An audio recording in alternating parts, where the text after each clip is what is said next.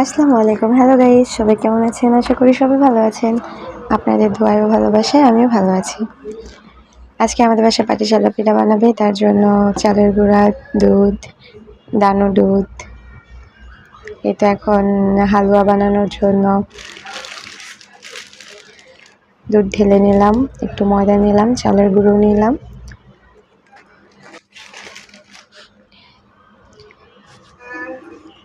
এই তো দুধ দিয়ে এখন হালুয়া বানাবো।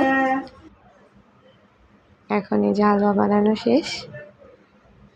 হালুয়াগুলো কত সুন্দর হয়েছে, তাই না? আমার জীবনের ফার্স্ট টাইম, আগে কখনো ট্রাই করিনি বাবার বাড়ি।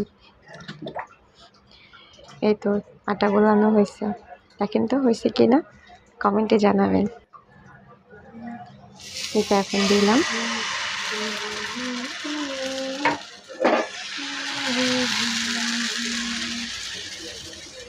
এই তো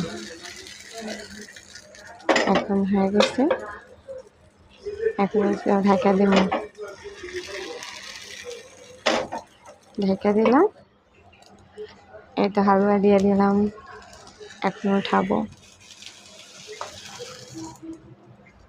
অবশ্য আমার আগে দুটা বানাইছি, স্কিপ করছি। আমার শ্বশুর বাবা খেয়েছে, তো সে খেয়ে ভালো বলছে। তা আপনারা বলবেন কেমন হয়েছে।